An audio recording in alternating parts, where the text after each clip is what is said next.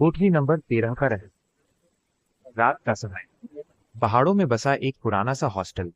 बारिश लगातार हो रही है और हवा तेज चल रही है। दूर कहीं कुत्तों के भौंकने की आवाजें। हॉस्टल की बिल्डिंग काली अंधेरी छाया में डूबी हुई। बिजली बीच बीच में चमकती है और साथ में गड़गड़ाहट। इस हॉस्टल में एक कमरा है, कोठरी नंबर 13, जिसमें पिछले कई सालों से कोई नहीं रहता। कहते हैं कि वहां किसी की आत्मा भटकती है, पर आज उस कोठरी का दरवाजा खुलने वाला है। शहर से दूर पहाड़ों में रवि नाम का छात्र हॉस्टल में एडमिशन लेने आता है। उसके माता पिता ने कई मुश्किलों से उसे पढ़ने भेजा। हॉस्टल में सारे कमरे भरे हुए हैं, सिर्फ एक कमरा खाली है, कमरा नंबर 13। वार्डन रवि को वहां शिफ्ट करने से पहले चेतावनी देता है। उसकी आवाज में एक अनोखी झिझक होती है। वो कहता है कि अगर रात में कोई आवाज सुनाई दे तो कमरे से बाहर मत निकलना। रवि मुस्कुराकर बात को हल्का ले लेता है और कमरे में सामान रखकर बैठ जाता है।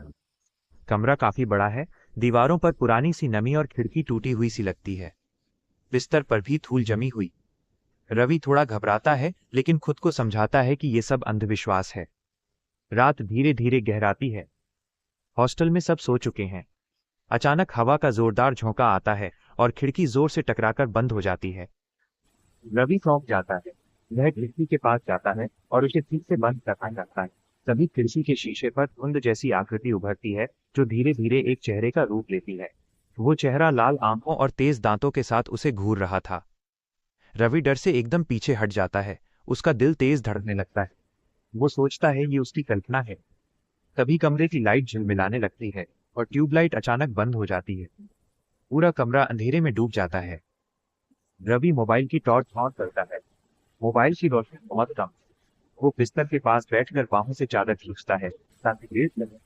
तभी उसे चादर के नीचे कुछ चलता हुआ दिखता है, जैसे किसी ने अंदर से खींचा हो।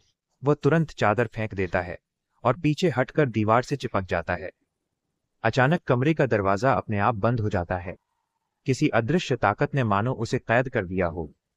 रवि डर के मारे चीखना चाहता है, लेकिन आवाज गले में ही अटक जाती है। तभी पीछे से एक धीमी आवाज आती है, जैसे कोई फुसफुसाकर उसका नाम ले रहा हो। रवि रवि। रवि मुड़कर देखता है, लेकिन वहां कोई नहीं होता। धीरे धीरे वही आवाज और तेज होती जाती है। कोने में रखी पुरानी लकड़ी की अलमारी खुद ब खुद खुल जाती है और अंदर अंधेरे में कोई लाल चमकती आंखें दिखाई देती हैं। रवि के हाथ पैर कांपने लगते हैं। वो दरवाजा खोलने की कोशिश करता है, पर दरवाजा मानो किसी ने बाहर से बंद कर दिया हो। तभी अचानक बिजली आ जाती है। रोशनी में कमरे में सब कुछ सामान्य दिखता है, जैसे कुछ हुआ ही नहीं था। रवि भारी सांस लेता है और खुद को शांत करने की कोशिश करता है। वो सोचता है शायद डर की वजह से उसे भ्रम हो रहा है। वो सोने की कोशिश करता है और आंखें बंद कर लेता है। कुछ देर बाद धीरे धीरे करवट लेते हुए उसे लगता है कि उसके बगल में कोई लेटा हुआ है। बिस्तर का गद्दा झुकता है, जैसे किसी का वजन हो। रवि आंखें खोलने की कोशिश करता है, लेकिन डर से उसकी पलकें जमी रहती हैं। तभी उसके कान के पास कोई ठंडी सी सांस महसूस होती है और फुसफुसाहट सुनाई देती है। तू भी मर जाएगा मेरी तरह। रवि झटके से आंखें खोलता है। उसके सामने एक लड़की खड़ी है, सफेद कपड़ों में बिखरे बालों के साथ, चेहरा फटा हुआ, आंखें अंदर की ओर धंसी हुई। उसके पैरों की जगह खून बहता दिखाई दे रहा था, जैसे पैरों की हड्डियां टूटी हों। लड़की धीरे धीरे उसकी तरफ बढ़ती है। रवि घबराकर कमरे से बाहर भागता है। दरवाजा अपने आप खुल जाता है। वह गलियारे में दौड़ता है। गलियारा अंधेरे में डूबा था। पीछे से वही लड़की हुए उसकी तरफ बढ़ती जाती है। रवि सीढ़ियों की तरफ दौड़ता है। फर्श पर पानी और कीचड़ फैला होता है, शायद बारिश का पानी रिसकर अंदर आया था। दौड़ते दौड़ते वो फिसल जाता है